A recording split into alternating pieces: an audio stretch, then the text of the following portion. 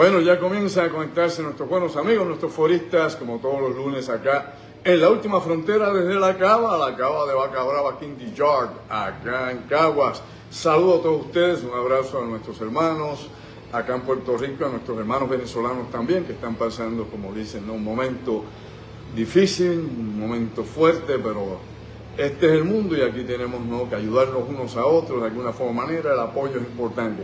Gracias por estar conmigo acá en este segmento los lunes, la última frontera. Hoy tenemos un tópico que está muy relacionado con la situación de Venezuela. Obviamente partimos la premisa de esta situación, luego pues la vamos también a ponderar y a analizar desde el punto de vista pues más analítico, crítico posible, y sobre todo también cómo estas cosas se pueden traspolar a Puerto Rico u otras zonas del mundo donde estamos a expensas de movimientos sísmicos, actividad telúrica y esta situación en un planeta geológicamente activo donde pues la naturaleza no se puede controlar. Y yo siempre por este medio invito a la gente, no se vayan las teorías de conspiraciones, no crea lo que se dice por ahí, es parte de las historietas que vivimos acá en pleno siglo XXI y las cosas no son necesariamente como le dicen. Claro que también partimos la premisa de que no se le puede creer todo a los gobiernos, y en estos momentos lo que está pasando en Venezuela tiene que ver también con la actitud o el filtro que utiliza el gobierno venezolano para controlar la exposición, es decir, control de daños, pero no control de daños de lo que ha pasado con el terremoto y la destrucción allá en La Guaira, en Caracas y otras regiones de Venezuela, sino que sobre todo la imagen que pueda proyectar al mundo de que todo está bajo control, manteniendo y filtrando no solamente las cosas que salen a la luz pública, sino inclusive las ayudas que llegan a Venezuela. Pues bien, ¿cómo uno podría sobrevivir a un incidente parecido al de Venezuela? Acá en Puerto Rico pues no tenemos un gran terremoto desde 1918. Sí experimentamos un terremoto más o menos 6.5, 6.6 allá en el suroeste de Puerto Rico, cerca de Guánica y Lajas, pero luego de eso pues no hemos tenido nada que se parezca ni siquiera a lo de Venezuela, y menos a lo que ocurrió acá obviamente en 1918. Hay ciclos, pues aparentemente hay unos ciclos, pero todo esto pues nos lleva a especular científicamente cuándo podría ocurrir un terremoto y dónde. Es decir, áreas sísmicas que continuamente están temblando, usted tiene la tecnología sismógrafo, tiene la vigilancia continua y que la experiencia histórica es que allí hay terremotos bastante cotidianos, no solamente todos los días, sino grandes terremotos. Y me explico, que haya muchos movimientos sísmicos pequeños no quiere decir que va a haber un gran terremoto. Probablemente sea lo contrario. Me explico, la Tierra está liberando tensión, las placas tectónicas liberan tensión cada vez que usted siente estos movimientos, y en vez de acumularse esa fuerza telúrica en una zona en específico que podría producir un terremoto o un megaterremoto, pues va liberando energía paulatinamente y se disminuye las posibilidades, las probabilidades de tal vez a lo mejor un gran terremoto. Nada de eso obviamente le da a la ciencia algún punto de vista o alguna opinión exacta que nos pueda decir esto es específicamente lo que va a ocurrir. Por eso es que la vigilancia es importante, y sobre más que la vigilancia, lo importante aquí es la preparación individual, la suya, es decir, usted. Y cómo usted se prepara para que entonces cuando el gobierno tenga que venir a mitigar, o antes de la mitigación o antes del evento catastrófico, el gobierno pues entonces tenga planes de contingencia, tenga planes de mitigación, tenga planes de educación a la población. Eso es bien importante. En muchos de estos países donde ha habido estos grandes cataclismos, pues no ha sido mucha la preparación probablemente que se ha dado a la población, ni mucha la información que se les transmite. Muchos de estos países donde estos cataclismos ocurren, pues obviamente no hay los códigos de construcción que por ejemplo hay acá en Puerto Rico, que hay en los Estados Unidos, y que parte inclusive de la experiencia sísmica de Estados Unidos. Me explico, la experiencia en California, que ha servido precisamente como el origen para ir redactando y preparando los manuales de intervención durante terremotos o otros fenómenos obviamente telúricos o fenómenos naturales. Esto es una larga gama de cosas, y acá nosotros en Puerto Rico, de donde estamos transmitiendo, obviamente acá en la cava en Cagua, en la cava de Vaca Brava, tenemos que estar conscientes que estamos en una zona sumamente activa, una zona sísmica Puerto Rico no solamente está rodeado de fallas geológicas, sino que dentro de la isla de Puerto Rico hay diferentes y variadas fallas geológicas. En el centro de la isla, en el sur de Puerto Rico, en áreas cercanas a la costa, en zonas internas, por ejemplo acá en el valle del Turabo, en el área de Aguas Buenas, etc. O sea, que hay sinnúmero de lugares donde ha temblado la tierra y donde potencialmente existe, lógicamente, ¿no?, el peligro, y le digo peligro porque depende cuánto sea la intensidad y cuánto estemos preparados, ¿no? Muchos de estos eventos ocurren porque la gente no está preparada o porque no hay una planificación inteligente y sistemática de cómo y dónde se construye, elemental. ¿Cómo y dónde construimos? Pues bien, dicho toda esta cuestión, ¿no?, de lo de Venezuela y de acá de Puerto Rico, porque tenemos que tomar ese espejo como nos ocurrió con Haití también, con la devastación que hubo en Haití de cientos y cientos de miles de muertos y todo lo que hemos visto alrededor del mundo que ha sucedido en los últimos años. Turquía, murieron miles y miles también hace unos años atrás, recientemente en esta misma década, y así podemos ir extrapolando todas estas experiencias a nivel internacional. El cinturón de fuego que tantas veces mencionamos allá en el Pacífico, hemos visto lo que ha pasado, ¿no?, en Tailandia, Nueva Zelanda, donde también ha habido terremotos, pero sobre todo esto, la región de Indonesia y Japón, afectadas, ¿no?, de manera cataclísmica en los últimos años, cada vez que hay un evento de tsunami o terremoto. Bueno, dicho todo eso, pues vamos a ver qué uno podría hacer sobre todo esto y cómo uno podría enfrentar esto, antes de tocar algunos datos importantes de lo que está sucediendo en Venezuela. Bueno, esto es bien importante, porque lo primero que usted tiene que tener obviamente es la preparación, es decir, información, educación, preparación, aparte usted guardar agua de emergencia, tener alimentos para emergencia, tener medicinas para emergencia, de tener lo necesario para emergencia, de tener una mochila preparada, ¿no?, una mochila que le pueda durar a usted 72 horas para usted poder salir del lugar si es que usted está en un lugar que está comprometido físicamente hablando, me explico, ¿no? Usted en un condominio, se rajó medio mundo de condominio, pero usted pudo salir y lo único que tiene en ese momento es agarrar su mochila de emergencia y llevársela con usted. O usted está en una casa que obviamente está en un lugar donde ha habido un derrumbe, o su casa está en condiciones paupérrimas, es decir, está debilitada por los movimientos sísmicos, y usted sabe ya y debe estar educado de que hay réplicas luego de esto, y si ha estado muy, ¿no?, afectado, destruida la estructura, pues obviamente con una réplica o varias réplicas podría obviamente colapsar. Por ende, usted tiene que moverse de ese lugar. Tiene que moverse de lugares por diferentes razones, no solamente por el efecto físico del terremoto o del desastre natural, sino también porque necesita buscar recursos para sobrevivir. Probablemente tenga una mochila, como le he dicho, si usted es una persona que se ha preparado, que está consciente de lo que es un peligro real, y usted prepara una mochila de emergencia que no va a pesar 30 kilos ni 40 kilos, es decir, no va a pesar 50, 60 libras, no va a andar con eso por ahí así, cargando una mochila tan pesada porque se me va a caer de aquí a la esquina. Tiene que tener, obviamente, lo que es necesario y lo que se puede utilizar en caso, ¿no?, de movimiento rápido. Y en muchos desastres, hombre, movimiento es vida. En otros desastres, no. Pues bien, eso es lo primero que uno tiene que tener, información. Si no tienes información, estás mal. Es decir, saber que durante un terremoto no vas a salir corriendo a la calle para que te caiga un poste encima, cables eléctricos, o vaya a ser lo que vaya a pasar en ese momento, esté cayendo, si está en un condominio, cristales desde arriba, etcétera, etcétera, que obviamente se convierten en proyectiles. Una cosa que es muy importante en todo esto, acá pensando en voz alta, yo aquí dándole a la cabeza que corra por ahí, y es bien importante en este asunto, es que aparte de su mochila, aparte de tener alimentos enlatados, no perseveros que usted pueda guardar, ¿no?, pueda guardar en su casa, que lo pueda utilizar más adelante, ¿no?, que pueda, imperseveros, no, que pueda tener, que no se les vaya a descomponer en latas, etcétera, etcétera. Pues bueno, lo que es importante en todo esto, aparte de eso, es saber dónde usted está viviendo. Me explico. La estructura que usted está, si esto es hormigón armado, si es sólido, si lo que usted tiene aquí es algo hecho con mampostería, con yeso por arriba, como pasó en Venezuela con las casas, por ejemplo, que fabricó el gobierno de Hugo Chávez, ¿no? Las casas estas para uso social, las casas para la gente pobre, que la hicieron con foam, que la hicieron con todo tipo de material que definitivamente no resisten, no solamente terremotos, tampoco van a resistir huracanes de alta intensidad, aunque allá no tienen, la zona en que está Venezuela no es una zona para huracanes, no es como en Puerto Rico, el Caribe acá, que si estamos en el paso de huracanes. Acá en Puerto Rico la cosa es más crítica, Porque acá pues no solamente puede haber un terremoto, nos guste o no, en cualquier momento es cualquier momento. Grande, sí, grande. Hasta 8, que es lo que también se especula, que sería pues tal vez más fuerte y se podría dar al norte de Puerto Rico. Puede ser 7.2, 7.5, todo eso es posible.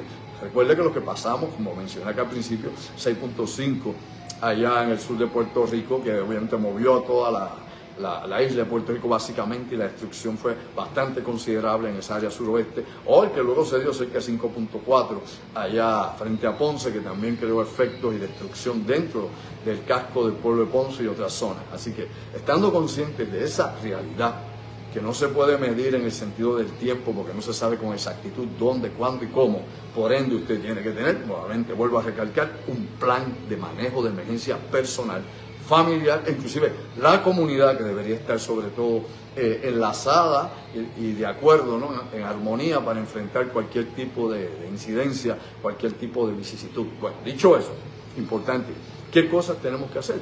Bueno, antes del terremoto, como le he dicho, prepararse, tener información, saber si tu estructura es fuerte y puede resistir esto, conocer obviamente si hay puentes para ir a tu casa, lo mismo, en este caso no son inundaciones, en este caso pues obviamente que se vaya a colapsar el puente, que usted quede incomunicado, que no haya derrumbes en la zona que usted vive, si es en el campo, en la montaña, si ha llovido o no ha llovido, que el terreno obviamente está más suelto, el agua sirve también como parte de la amplificación de la onda sísmica y todo esto que está correlacionado, o sea, son cosas básicas que usted debe saber para poder sobrevivir.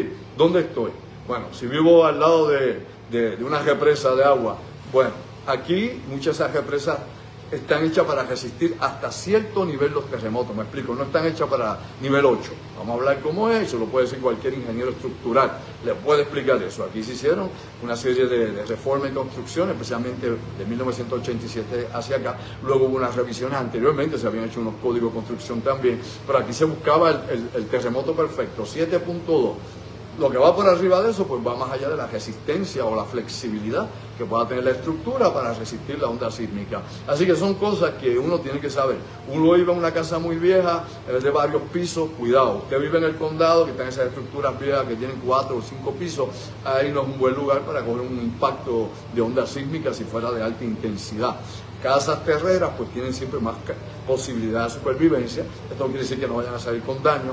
Como ha hablado, por ejemplo, nuestro amigo José Monieri, que ha explicado esto muchas veces, que esta cuestión de tener las columnas largas, por ejemplo, acá en Puerto Rico el Colegio de Ingenieros ha dado seminarios sobre ese asunto en particular, la construcción esta que se hace en campo de Puerto Rico, con las columnas largas allí en la misma barranca, al lado del precipicio, eso se sabe que no va a soportar y que esas casas van a colapsar, y con la gente que esté adentro. Y si es de noche, pues la gente durmiendo, pues nadie podrá reaccionar en caso de que eso sucediese en Puerto Rico. En Venezuela hay varias cosas. En el caso de Venezuela en particular, antes de darle algunas orejitas más, primeramente pues el país no estaba preparado para esta situación. Venezuela viene pues, precisamente de la situación del cambio político dentro del país, de la operación militar de Estados Unidos y de toda esa lucha interna que ha habido dentro de Venezuela entre oposición, el gobierno y todo lo que ya de por sí hemos hablado y usted ha escuchado en la prensa en su momento. Esto no permite que un país esté obviamente organizado, que haya una logística para enfrentar este tipo de situaciones, y sobre todo si el gobierno de turno quiere prevalecer, quiere mantener en el poder y quiere proyectar que tiene todo bajo control, pues lamentablemente va a estar censurando información y tratando de controlar los recursos que pueden llegar al país para un rescate o para la mitigación necesaria, las ayudas internacionales, ¿no?, la falta de logística para conectarlas todas, que es parte de lo que también se ha hablado, y sobre todo, ¿no?, esta supervisión que da continuamente el gobierno venezolano de los accesos que hay a las zonas de desastre, de no permitir que puedan llegar ayudas, cargas, materiales necesarios, alimentos, agua, medicamentos, etcétera, etcétera. Por otro lado, también es importante saber que en caso de un desastre, usted no es un rescatista si no está entrenado, ¿no? Aquí en Puerto Rico, por ejemplo, estaba el programa CERT, que yo cogí unos cursos hace como 12 años atrás, que te capacitaban para ese tipo de situación de emergencia. Ya eso brilla por su ausencia. Antes usted tenía una serie de voluntarios que continuamente cubrían entrenamiento de preparación, y muchos de estos, los números han ido reduciendo dramáticamente. Después del huracán María han reducido dramáticamente en Puerto Rico, y la respuesta en Puerto Rico pues ya no es la que pudo haber sido en algún momento. Muy pocos voluntarios disponibles municipio por municipio en Puerto Rico, en los 78 municipios. Usted puede ver cuáles son los planes de emergencia que hay, cuánto personal disponible hay, cuántos equipos tienen para esa respuesta, cuánto entrenamiento actualizado tienen, etcétera, etcétera. Pinque por ahí para abajo y se da cuenta que usted como ciudadano, usted como persona, tiene que definitivamente prepararse, tiene que tener un plan de emergencia, tiene que enseñar a su familia qué va a pasar. Si usted está los niños están en la escuela, o usted está en la casa o en el trabajo, ¿cuál es el punto de reunión que van a tener si han acordado alguno? En caso de un desastre masivo. Porque el gobierno, no es que no sea tu amigo, que muchas veces no lo es, es que el gobierno no puede darle respuesta a todo el mundo, es imposible. Es lo mismo del policía, ¿me entiende, verdad? Usted no tiene un policía en cada esquina, elemental, por ende no puede estar en el momento de los hechos para salvarlo a usted de un asalto, una agresión o lo que sea, o evitar un accidente. Lo mismo pasa con esto. Ante miles y miles y miles y miles o millones de personas afectadas, imposible. Ningún gobierno sobre la faz de la tierra tiene la capacidad de poder dar la ayuda inmediata a nadie, a nadie. Y siempre, obviamente, hay una serie de protocolos y una serie de pasos que da el gobierno para reactivarse nuevamente, es decir, continuidad de gobierno. En un desastre, el gobierno lo primero que busca, sepa usted, no es rescatar gente, no es dar comida ni agua. ¿Quién le dijo? Hombre, no son novelas. Eso es acá, la farfallota que hablan los políticos, ya dando el pecho, estamos listos. No, el gobierno lo que busca es entrar en operación él, poder tener sus comunicaciones, poder obviamente enlazarse con las agencias y tener obviamente la capacidad esta de integrar, intergubernamental, de poder poner a trabajar el aparato, de poder traer entonces, luego que puede conectar su gente y tener comunicaciones, entonces poder activar algunas zonas, desde la zona obviamente económica hasta que puedan llegar en algún momento, dependiendo del daño que haya en la región, puede llegar electricidad, puede llegar agua, pero eso es luego que el gobierno puede obviamente volver a reiniciar, ¿no?, el trabajo, el control. En Puerto Rico, pues aquí nos dimos cuenta que no hubo gobierno alguno, despierta, durmiente, nada, vino María, nos dio para abajo, tuvo que llegar aquí el general Buchanan, que lo mandó aquí, el Departamento de la Defensa lo mandó acá junto con FEMA, y fue este señor Buchanan que estuvo a cargo sobre María, no era el gobernador de aquel momento, Rosselló, no era él, no era Ricardo Rosselló, era el general Buchanan, el que tenía el poder de toma de decisiones en Puerto Rico y obviamente relacionando y teniendo sumando a manejo de emergencia. FEMA por el otro lado obviamente activo con el general Buchanan y así controlaron la cosa y usted vio que así fue mismo un desastre porque después las consecuencias de María fueron peores que el mismo huracán. Dicho eso, en Venezuela pasa algo similar, que en Venezuela, aunque no tiene los recursos de Estados Unidos, no tiene tampoco la cantidad de gente entrenada como hay en Estados Unidos, por ejemplo, en el 9/11 y en desastres como Katrina y otros más que fueron desastrosos. La respuesta gubernamental fue un fracaso, fue horrible porque las cosas fueron masivas, tanto las Torres Gemelas de Nueva York como obviamente Katrina, que fue un huracán y fue devastador, en especial, ¿no? Acabó con todo aquello, Nueva Orleans, etcétera, etcétera. Pues bien, aquí lo importante es que ahora que se está tratando de rescatar gente en las 72 horas, que es el límite que se da regularmente para tratar de rescatar gente viva, hay casos excepcionales, usted puede googlear, a mí me encanta que la gente busque, pero verifique la información. Hay casos inclusive, hubo una mujer hace muchos años, creo que fue en Bangladesh o Pakistán, no recuerdo muy bien, que vivió tuvo 40 días, y lo que comía era cartón y tomaba agüita de un chojito que caía de agua. Recuerde que el cuerpo tiene un límite de tolerancia, un límite de supervivencia. Y si usted tiene, y eso es partiendo de la premisa que usted tenga una buena condición física, me explico, que usted esté bien cuidado, que se mantenga, que esté sobrepeso, que sea una persona, no un atleta olímpico, pero sea una persona que esté relativamente bien en su salud. Si usted tiene su salud comprometida, olvide y vive. Lamentablemente, pues las posibilidades de supervivencia son mínimas. Luego de esas 72 horas, la mayor parte de la gente que están aplastadas, y ahí viene obviamente esto que llaman aplastamiento, esta condición de aplastamiento que surge por estar enterrado bajo tierra o estar enterrado con todos estos desechos, residuos, pedazos, ruinas, todo lo que está cayendo, todo ese andamiaje que le cayó encima, a usted lo prensó allá abajo. Incluso, esto es un dato interesante que no se habla, en Japón tienen un protocolo que si usted está atrapado y lleva ya más de ese tiempo, 70 horas, 50 horas, 60, y usted está aplastado, presionado, le ponen un teléfono, porque no lo pueden sacar, para que usted se despide de su familia, ¿sí? Para que se despide de su familia, porque ellos saben que una vez lo saquen a usted de ahí, es como si fuera una descompresión. Cuando usted viene el buzo bajo el agua y luego viene acá el cambio de presiones, pues bueno, usted está ahí desde la circulación, todo está comprimido todo. Y ese efecto luego obviamente es devastador en el cuerpo humano. Aparte de la destrucción que puede haber habido de músculos, destrucción de cartílago, destrucción de vasos, arterias, etcétera. Todo eso es parte de... Y en estos casos, cuando no hay ese momento dorado, que son esas 72 horas, que por ejemplo se usa para el triage, ¿no? El triage es un sistema que lo vimos muy utilizado en la Segunda Guerra Mundial, que viene inclusive desde antes, viene de las legiones romanas, donde se veía cuál era el nivel que tenían, ¿no? de gravedad los heridos, y se iban clasificando. Había unos que no podían sobrevivir, pues a eso les daban un golpe aquí en la nuca y los mataban. Inclusive, en el caso de Alejandro, ¿no? El conquistador, sus tropas, cuando usted tenía cierto tipo de daño específicamente de Alejandro Magno, pues habían ya un grupo, cogían 30, 50, 60 de los heridos que ya sabían que no había forma de recuperarlos, y ellos lo que hacían es que meramente eutanasia, hacían eutanasia con ellos, pues los romanos hacían eutanasia. Hoy en día no hacemos eutanasia en el sentido de triage durante una emergencia, pero lo que sí hay es lo siguiente: usted tiene que clasificar a esa gente como se hacía en Vietnam, como se hacía en la Segunda Guerra Mundial, como se hacía en Corea, etc. En Vietnam, por ejemplo, tenían lo que era el Golden Hour, la hora dorada.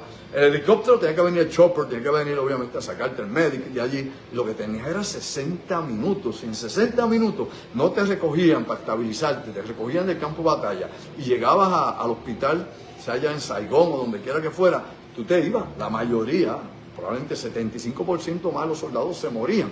Pues en esto no es exactamente igual, pero se usa más o menos un protocolo parecido, adaptado a las circunstancias, ¿no? Al desastre, a la devastación, a lo que se está viviendo, huracán, terremoto, tornado, lo que sea, donde la gente obviamente está atrapada, hay gente herida, y en este caso hay miles, 50.000 desaparecidos. Hombre, vamos a pensar, allá en Venezuela. Así que usted tiene que ver dónde está esa gente.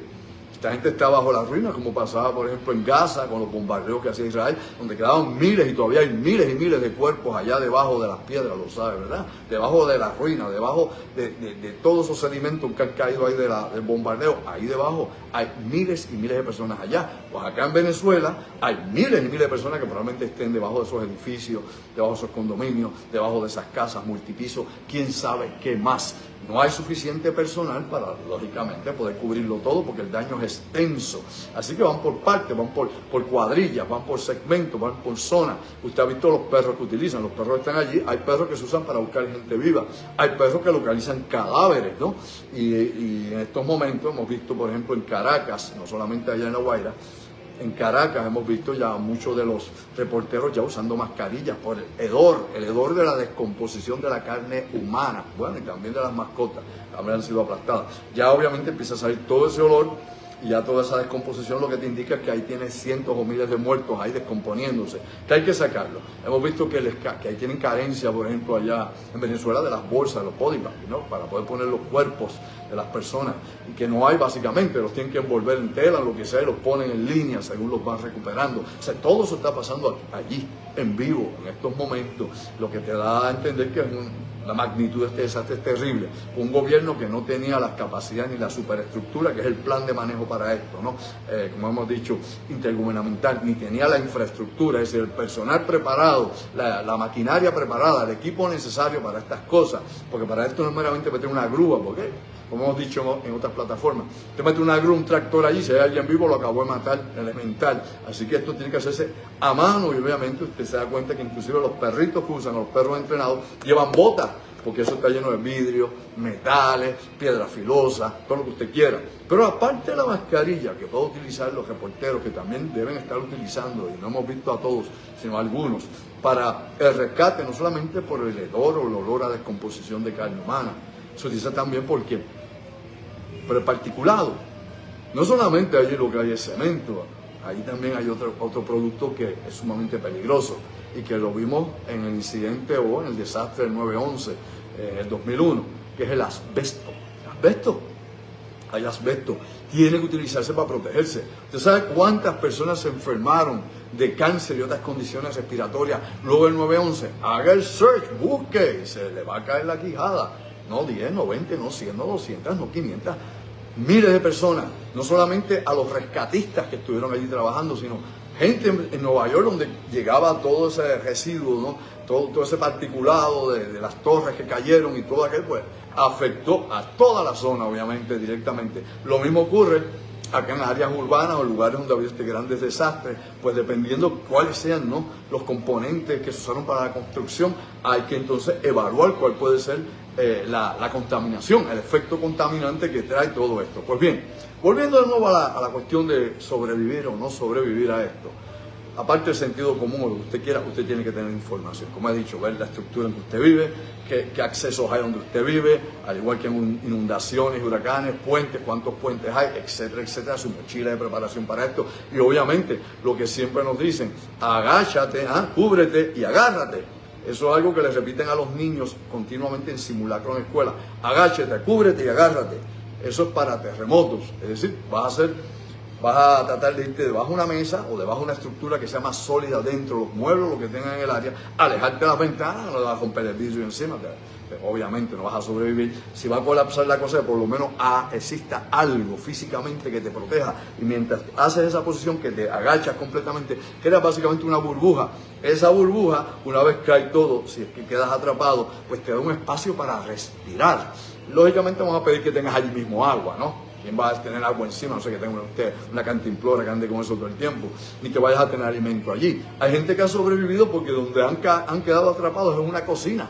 Tenían agua cercana, algo de comer, y han tenido hasta 10, 15 días porque tenían cómo nutrirse. Recuerde que usted puede estar tal vez hasta 10 días sin comer, pero no puede estar más de 3 o 4 días sin agua, se va a deshidratar. Y dependiendo del clima, esto funciona de una manera o de otra. Por ejemplo, Turquía, Europa, Asia Central por allá, ¿no?, Eurasia, etcétera, específicamente Afganistán, Kazajistán y todos esos países que están hacia esa región de Asia Central, todos esos países las temperaturas son sumamente frías y la gente queda atrapada a cada rato, porque eso ocurre muchísimas veces en Afganistán, como dije, Kazajistán y otros países más de aquella región. Pues la gente allí, cuando queda atrapada bajo todos estos pedazos de construcción de piedra, todo lo que cayó, se derrumbó allí, casi siempre lo que sufre es hipotermia, es decir, frío exceso, ¿no? Y obviamente se mueren allí de hipotermia, allí van perdiendo las funciones vitales. Acá, por ejemplo, que estábamos, como ocurre en el Cairo, cuando ha habido terremotos en Egipto, cuando ha habido terremotos en otras regiones que sean más cercanas hacia el Ecuador, por ejemplo Venezuela en este caso, aquí es la temperatura. Con el calor que está haciendo, pregúntese usted, que eso es bueno, definitivamente la gente queda atrapada si no tiene agua, va a morir por deshidratación en poco tiempo.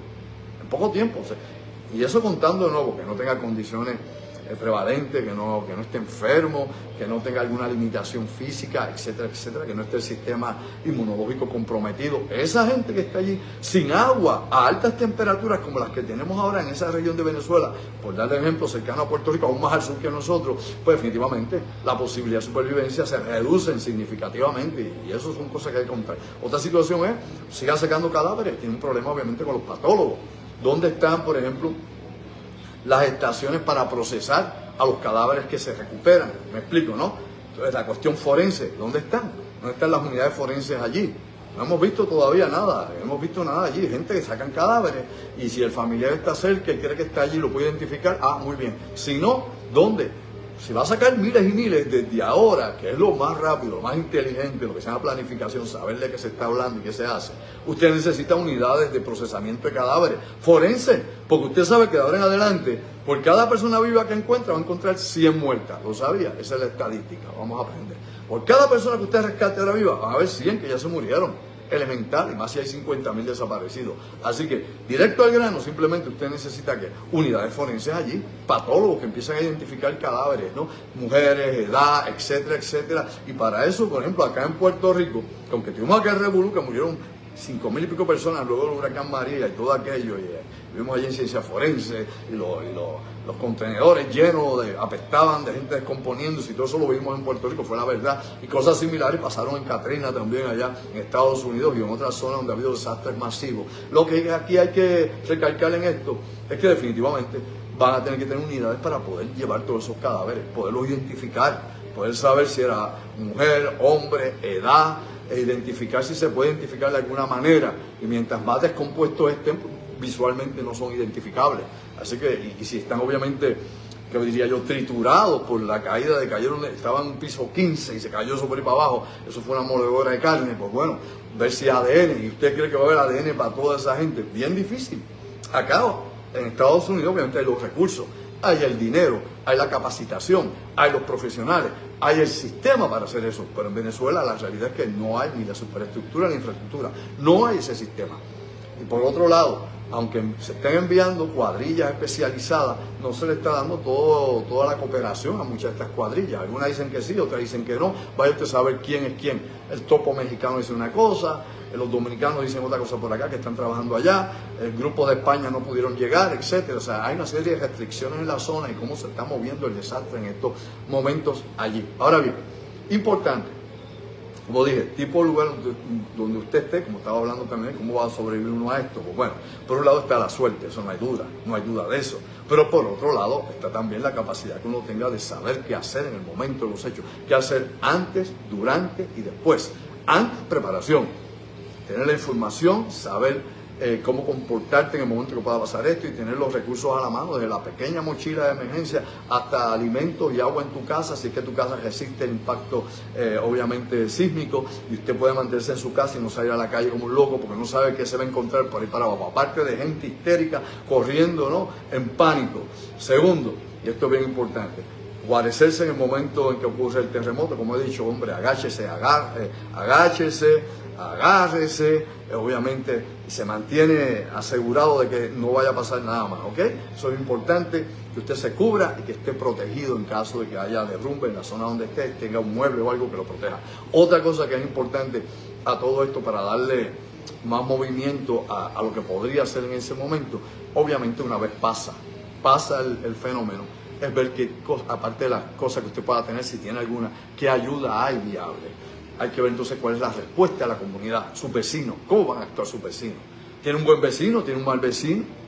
¿Ah? ¿Es una persona que necesita a usted o usted necesita de él?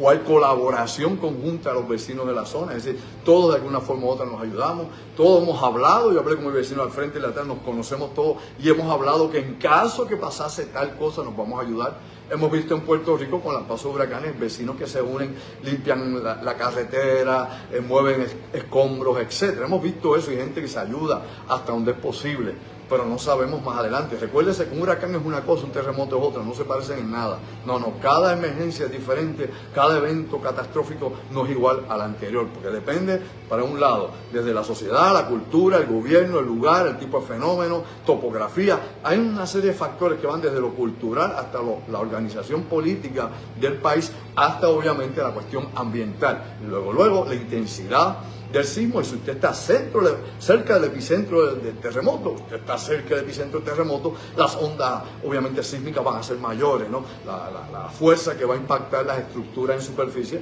van a ser descomunales. Ahora, dicho de la manera más fácil, en arroz habichuela, para que esto lo pueda entender desde un menor de 5 años hasta un mayor de 90, esto no es para especialistas ni para hablar, qué sé yo, mucha jeringosa. Aquí lo importante en este asunto es esto. Una vez pasa el terremoto, una vez pasan todas las cosas, pues definitivamente viene otra ola de impacto. La escasez, que la vivimos en Puerto Rico con los huracanes, viene la escasez. Obviamente hace falta entonces la seguridad, que el Estado no la puede dar, lo sabe, ¿verdad? El Estado no te garantiza, ni en tiempos normales, la seguridad. Por ende, usted tiene que tener recursos de seguridad, tiene que tener el conocimiento y tiene que saber qué va a hacer durante un evento de esta naturaleza que puede extenderse por meses. ¿Cómo pasó con María? Elemental, por meses, en una semana, meses. ¿Cómo va a guardar su seguridad? ¿Ok? Porque ya no hay electricidad en la oscuridad. Y recuerde que en un huracán se lleva la electricidad, en un terremoto también. En un huracán se caen los postes, en un terremoto también. ¿Ah? Pero hay algo que pasa en el terremoto que no pasa en el huracán. ¿Qué pasa? Bueno, se rompen las tuberías, lo sabía, ¿verdad? Despierta, se rompen las tuberías de agua. Así que ya no es que venga electricidad para que entonces las bombas empiecen a funcionar como pasa en Puerto Rico y empieza a bombear agua. Pregúntese nuevamente, si grandes terremotos, ¿qué pasó con el superacueducto aquí al norte de Puerto Rico? Piensa, ¿qué pasó? Pues bueno, piensa ahora y traspole eso a un evento sísmico 7.5 como allá, o 8, o lo que sea que vaya a suceder, nadie lo sabe, pero de ocurrir Y uno se prepara para el peor de los escenarios. Jamás se prepare para el mejor. No sea cómico, no sea cómodo, no se me ponga tonto esperando que haya aire acondicionado y que tenga, que ser una cervecita al lado, una botella de vino. No, usted se prepara para el peor escenario. Usted se prepara para lo peor esperando lo mejor. Por ende, usted lo que toma son las decisiones más drásticas en su preparación. La carencia total, ¿qué voy a hacer para poderme sostener y cuidar a los míos? Lo importante es que es su familia. ¿Ok? Y antes que su familia, créalo, es que es así, es usted. No lo sabía. Porque si usted se cae, si usted muere, o usted se hiere, ¿quién cuida a su familia? Elemental, ¿no? ¿Quién va a ser por quién? Así que cuando usted ve, por ejemplo, esto lo he explicado muchas veces en los talleres que damos sobre preparación y supervivencia, hombre, cuando usted lo están rescatando en el mar y se tira un salvavidas y hay piedras en la orilla, el salvavidas lo pone usted contra las piedras y se cubre con usted las piedras. Él no es que va a coger el golpe, porque si él coge el golpe se ahoga con usted. Lo sabía, ¿verdad? Elemental, se ahoga con usted. Los rescatistas, no todo el mundo es rescatista, no todo el mundo, qué sé yo, tiene las destrezas, la capacidad o la condición física con el conocimiento para rescatar a alguien. Mucha gente que se tira a esto terminan siendo rescatados y comprometen toda la operación y la cosa se complica más. Y obviamente en vez de un muerto podrían haber 10. Lo sabía. Pues por eso es que hay que saber lo que se hace, cuándo se hace y dónde se hace. Explicado eso de una manera más sencilla, pues por eso es como digo yo, el salvavidas lo pone usted delante y usted lo va a cubrir a él porque lo va a sacar a usted, pero si él es el que coge el golpe directamente, se ahoga con usted. Elemental. Pues bien, en esto nuevamente volvemos a eso mismo. ¿Cómo enfrentamos? ¿Cómo nos preparamos? ¿Qué es lo que va a haber? ¿Qué planes hay luego de que estas cosas suceden? ¿Qué cosas tenemos a la mano para prepararnos en caso de una emergencia? Pues bien, importante que usted también sepa, cuando le hablé hace un ratito del triage, ¿no? Del triaje, qué es y cómo se hace. El triaje tiene 4 puntos y esto es importante. Y esto es importante que lo sepa porque así lo van a tratar a usted. En caso de un desastre, que venga un paramédico o rescatista y lo saquen a usted, dependiendo de cómo el triage lo clasifique, en caso que usted esté herido o enfermo. Así es que lo van a tratar y como diría yo, y con esa urgencia es que van a bregar con usted. Me explico. El punto crítico es el rojo, ese es el máximo. En el triage, rojo, amarillo, verde y negro. Son los 4 colores universales del triage, ¿no? Del triaje. Rojo, ¿ok? Amarillo, verde, como la luz, como el semáforo, y negro.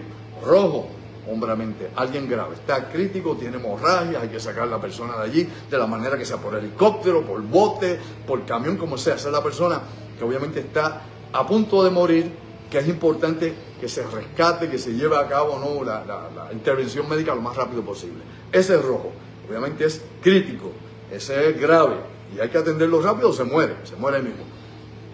Amarillo es, este está también, necesita tratamiento, este tiene una fractura, está obviamente herido de alguna forma, pero puede esperar un poco más, ¿no? El amarillo no es como el rojo, en el amarillo puede esperar un poco más, le pueden hacer un torniquete, lo pueden estabilizar y de ahí pues entonces lo procesan más adelante, porque estaba grave, eso había que sacarlo lo más rápido posible.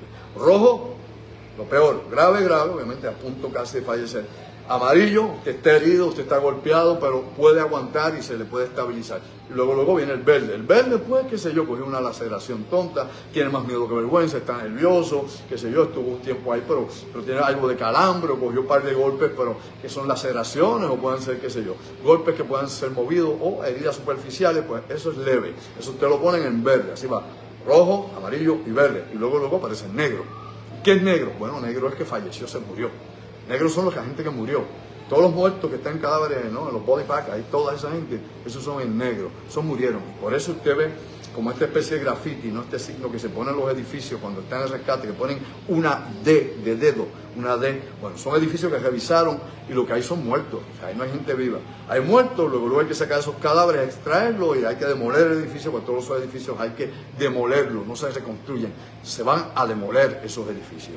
Así que el triage nos sirve para poder bregar con la emergencia con los heridos. Cada vez son los heridos y por eso es que es tan útil, inclusive en la guerra, como mencioné al principio. Acá en emergencia, acá en la población civil, pues ayuda a los médicos y paramédicos para clasificar la gravedad de las heridas de las personas y para poder ver a cuál primero van a mover, porque necesitan obviamente salvar vidas. Luego de esas 72 horas que yo mencioné en su momento, de las horas doradas, de Golden Hour, que en guerra es 24 horas al máximo, o mejor dicho, 1 hora, 60 minutos el máximo. Hay 24 horas también para tratar de sacar gente en ciertas situaciones, por ejemplo, áreas donde el agua está fluctuando rápido, inundándose, sótanos o lo que sea. Esa gente hay que sacarla más rápida que ligero porque van a morir ahogados. O sea, hay diferentes situaciones con diferentes evaluaciones para el procedimiento mismo de rescate. Y esto los rescatistas, los especialistas en la materia en particular, lo conocen más que bien. Claro, hay otras cosas que yo podría aquí mencionar. Luego este doblete de terremotos allá en Venezuela, 7.2, 7.5, y todo lo que ha sugerido de toda esta situación, ¿no? Y cómo gravemente pues se está tratando de enfrentar, que ya pues se sabe que el panorama va a ser dantesco en las próximas horas y días.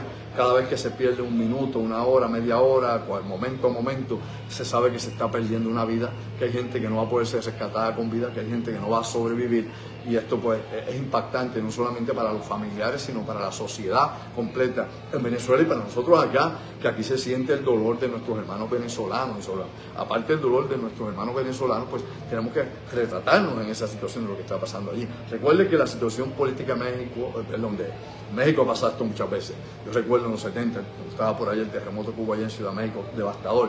Pero en México sucede esto, pero en este caso particular, y en toda Centro y Sudamérica, Venezuela en particular, su situación política en estos momentos, su situación de la injerencia militar, porque usted sabe que para que lleguen los rescatistas de Puerto Rico, que es lo que ha dicho el gobierno, hace falta la autorización final del Comando Sur, porque ellos están en operaciones en el Caribe y están inclusive bajo marco de operaciones en Venezuela. Por ende, cualquier grupo de acá tiene que salir, ¿no?, con la autorización de ellos, y allá pues tienen entonces que bregar con todo la transición que hay que hacer con el sistema de rescate, vigilancia y todo lo que se esté montando allá en Venezuela, que hay que entonces empatar, ¿no? Ellos tienen un sistema allá que no es el mismo sistema de aquí, y todas esas cosas pues hay que coordinarlas. Esto no es llegué y aquí vengo con un pico o con una pala, nada de eso. Ok, recuerda ya, nuevamente, esto ha sucedido de esta manera. Allá la mayor parte de los rescatistas locales son civiles. Han llegado, por ejemplo, infantes de Marina de Estados Unidos al rescate. Han llegado otras cuadrillas también de Estados Unidos. La de Puerto Rico es la más retrasada que está. No sé, ni voy a opinar sobre eso en estos momentos. La información es que aparentemente el Comando Sur tiene que dar la autorización, pero ya dio autorización para que otras unidades estadounidenses entren en la operación de rescate allá, por ejemplo, tanto en Caracas como en La Guaira, en la costa. Así que esto es importante. Recuerde que ahí usted tiene a Alexis Rodríguez, usted tiene ahí a Jorge Rodríguez, su hermano, usted tiene ahí a Diosdado Cabello, y que se supone que esta señora María Corina Machado quería entrar a Venezuela para apoyar a su gente, etcétera, etcétera. El gobierno de Estados Unidos no le permitió esa movida hacia Venezuela a María Corina, tal vez para no polarizar la situación dentro de la política. Hemos visto videos como se señala, por ejemplo, a Alexis Rodríguez de hacer política con el fenómeno, ¿no?, con el evento, con el desastre. Pero yo le pregunto a usted, ¿qué gobernador al turno no coge millaje político con el desastre? Aquí en Puerto Rico, dígame si es o no es así. O en Estados Unidos. Digo, si el desastre es más que un bochorno y usted ve que su gente se le muere en la cara, lógicamente pues se trata de tapar, como está pasando en Venezuela, que tratan de tapar el desastre que tienen porque no estaban preparados para absolutamente nada.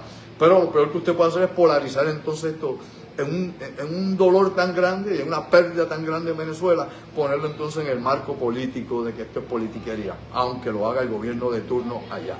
Todas estas son cosas que hay que pasarlas por el filtro. Entonces son cosas que hay que trabajar con todas ellas, es importante. Recuerde que acá en Puerto Rico tenemos no solamente los huracanes y el fenómeno sísmico, sino que también tenemos la situación de posible tsunami, específicamente más al norte que al sur de Puerto Rico. Y los del norte, pues, es la vigilancia que hay siempre, ¿no? Porque, obviamente, la situación que hay con la falla de América, la falla continental, que se mete debajo, ¿no? Por ejemplo, se mete debajo, mejor dicho, la placa continental, debajo de la placa del Caribe. Ahí tenemos esa enorme franja submarina que se llama la falla de Puerto Rico, o esa enorme precipicio submarino que antes decían la de Milwaukee, que eso está al frente nuestro, 90 millas náuticas, en algunos puntos hasta 75 millas náuticas nosotros, eso está ahí al frente, y pueden haber derrumbes submarinos, puede haber cualquier cosa, y en ese movimiento hay que estar siempre pendiente a las cosas que pudiesen pasar y que puedan ser peligrosas para todos nosotros en su momento. Por ende, hay que prepararse, hay que tener la información y hay que estar consciente de qué podría pasar sobre nuestras vidas aquí en Puerto Rico, porque aquí sí hay que velar los tsunamis. ¿Qué usted hace con tsunami? Pues bueno, usted se mueve por un área alta. El que vive en la costa, y en Puerto Rico hay más de 250,000 personas que viven en las costas de Puerto Rico, pues esa gente se tiene que mover hacia la altura, ¿no? Pero si hay un terremoto grande y el epicentro es en tierra firme, como podría pasar en Puerto Rico, porque podría pasar el epicentro dentro de la isla, Recuérdese usted, aunque lo de suroeste pero fue ahí en la costa, allá al lado de la orilla, fue que pasó eso no fue allá a 100 millas de Puerto Rico, fue allá al lado de Guánica, Laja, Guayanilla, Ponce, todo ese sector. Pues bueno, y se hace memoria, 2010, el temblor aquel del 2010, que fue fuertísimo, fue también ¿dónde? En Aguada, en el centro acá, en Puerto Rico, mejor dicho, en Aguas Buenas, siempre se me queda Aguada, que estuve en Aguada la pasada semana, en Aguas Buenas. Así que todo esto es importante que lo tengamos consciente de que para unas cosas usted tiene que irse donde no hay laderas que se puedan derrumbar, donde no haya relleno abajo porque ahí se amplifica la onda sísmica, donde no esté un condominio que esté construido sobre arena como puede ser Isla Verde, Condado, etcétera, y todas las demás cosas que nos han explicado los expertos en la materia que uno debe evitar y que uno debe estar consciente y ojo visor a todo esto.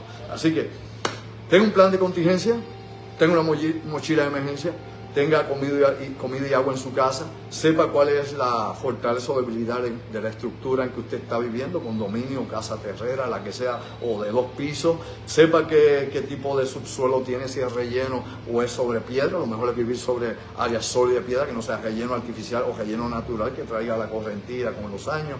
Es importante que usted sepa esta situación, es importante si quiere sobrevivir y definitivamente esté de acuerdo con su familia y bien informado en caso de que estas cosas sucedan, porque la mitigación viene después del desastre. La mitigación puede tardar muchísimo, como definitivamente puede haber muchas cosas más que no podamos trabajar con esto. Allá en Venezuela hay más de 50 grupos rescatistas que han llegado, tanto internacionales y de todas partes. Hay que coordinar todos esos grupos y la realidad es que esto va a tardar mucho y es lamentable lo que ha pasado en nuestro país hermano. En Puerto Rico, ojo y oído, como digo yo siempre, ojo visor, oído en tierra, porque aquí podríamos sufrir un terremoto en cualquier momento y esto se nos ha dicho hasta la saciedad.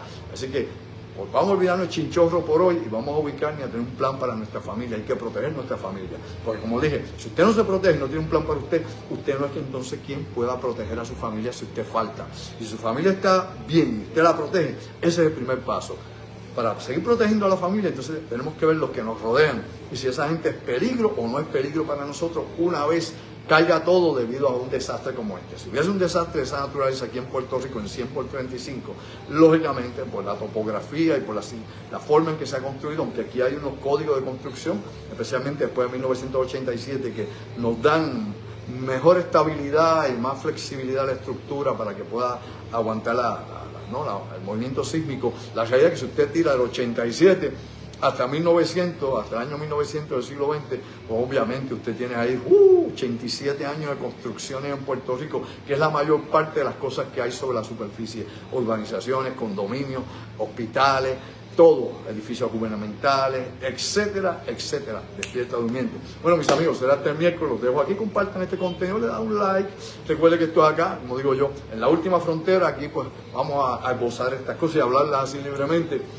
sin un guión, sin nada realmente que vayamos aquí a traer con una agenda para meterle miedo a la gente. Eso a mí no me importa, quiero que la gente esté consciente y despierte, ni tampoco para tener cargas políticas, eso tampoco es lo nuestro. Aquí esto en Arroz Habichuela, que la gente lo entienda de la manera más simple y sencilla y que sean precavidos y que se empiecen a educar sobre este asunto y otros más que puedan obviamente poner en riesgo su seguridad y la de su familia. Así que te lo dejo por este momento. Ojo lo que pasa en Venezuela, apoya a nuestros hermanos venezolanos y te lo digo una vez más, sayonara.